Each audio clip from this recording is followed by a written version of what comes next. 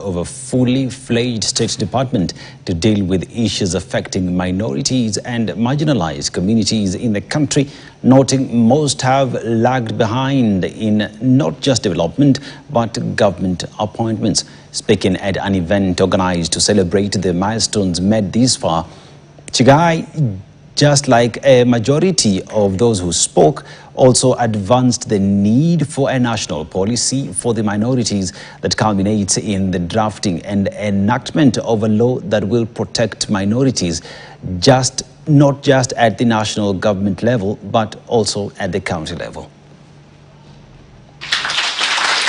The cry for recognition among its communities that do not have representation has transcended governments, and their call for recognition since independence keeps growing. There are communities that have not found their way to the national table of representation, prompting the government to set up an office for the advisory of the marginalized and minorities. People who are marginalized are Turkanas, are Maasai, are Samburu, are Pokot, those big names.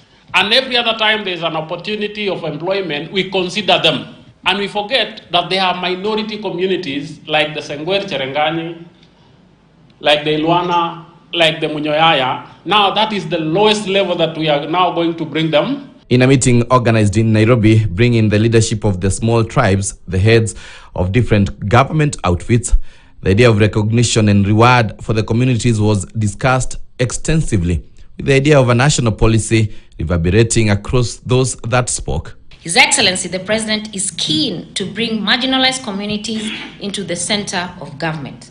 And as a result, I recommend the establishment of a dedicated state department for minorities and marginalized communities under the Ministry of Gender. Minorities and marginalized had no office that can do the job. So it was piecemeal, handled by NLC, handled by NCIC, handled by National Commission on Human Rights, handled by NGEC. It is piecemeal everywhere. So you cannot coordinate them in a central place so that you can really track them down and know if it is done or not. Tumejaribu kama serikali ya Kenya Kwanza chini ya uongozi wake Rais William Samoei Ruto kuwahusisha, lakini najua bado idadi ni ndogo sana and we need to do more.